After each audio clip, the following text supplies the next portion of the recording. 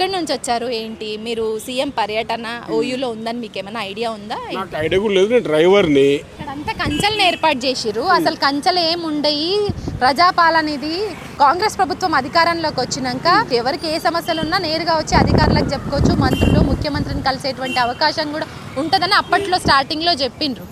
So అది మీకు కూడా తెలుసు అనుకుంటా. సో ఇప్పుడు ఎట్లా ఉంది 2 ఏళ్ల పాలన మీద మీరు ఏమనుకుంటారు? ఒకటమ్మా, 2 ఏళ్ల పాలన చేయాలంటే సరే, అప్పు కేసీఆర్ గారు అప్పు చేశారు అంటున్నారు కదా, కొద్ది గొప్ప ఆ గవర్నమెంటే బెటర్ అనుకుంటున్నాం. ఎందుకు అంటే సరే అప్పు చేశాడు బెటర్ అనుకుంటే ఇప్పుడు ఉన్నటువంటి కాంగ్రెస్ ప్రభుత్వాన్ని ఎందుకు ఎంచుకున్నట్టు పబ్లిక్? అది మేము కొంచెం తెలియక ఎంచుకున్నాం. సో ఏం చెప్పదలుచుకున్నావు? కాంగ్రెస్ పాలన ఎట్లుంది ఓవరాల్ గా? ఈ 2 సంవత్సరాల పాలన చూసినావు, ఇంకో 3 సంవత్సరాలు బాకీ ఉంది. 2 సంవత్సరాల్లో చేసింది ఏంటి, 3 సంవత్సరాల్లో చేయాలనుకుంటుంది ఏమనుకుంటున్నావు? ఏం చేస్తే బాగుంటుంది అనుకుంటున్నావు? ఇప్పుడు ఈ గవర్నమెంట్ మీరు అన్న 2 ఏళ్ళు మాలాంటి నేనే ఉన్నాను, సరే రా బాబు ఎప్పుడైనా కాంగ్రెస్ వస్తుందని చెప్పేసి మా ఇంట్లో ఓట్లు కూడా నా విలేజ్లో కూడా తిరిగాను, బ్యానర్ పట్టుకొని కూడా తిరిగాను నేను, ఆయన ఏపిచ్చాను. ఆఖరికి వచ్చేవరకల్లా ఇంకో విషయం, నా ఊరు పరిస్థితి అయినా నా మండల పరిస్థితి అయినా డబ్బున్నంతా రాజ్యం అయిపోతున్నారు.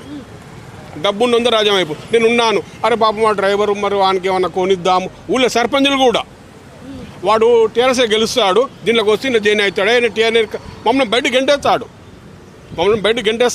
నేను మేము ఫస్ట్కి వెళ్ళి కాంగ్రెస్ ఉన్న వ్యక్తులమే, మమ్మల్ని బయటకు గెంటేస్తాడు.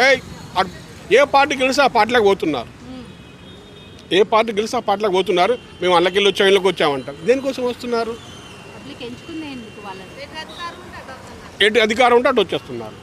మేము ఇలా ఫస్ట్కి వెళ్ళి ఉన్నారా అంటారు. మేము ఫస్ట్కి వెళ్ళి ఉన్నంత గంగలు కలిసిపోతున్నాం.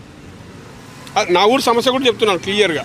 నా ఊరు సిరిపురము ఇలా ఉంది. ఇంకో విషయము, రేవంత్ రెడ్డి గారి దగ్గర నన్ను తీసుకెళ్ళే అవకాశం ఉంటే మీతో ఎలా మాడతాను, నువ్వు ఈ పార్టీలో గెలిచావు కదా, నీ రాజ్యం చేసి అందులో నేను వద్దని ఎవరు అన్నారు. ఆ రూల్ తీసుకురావాలని కోరుకుంటాను నేను రేవంత్ రెడ్డి గారిని.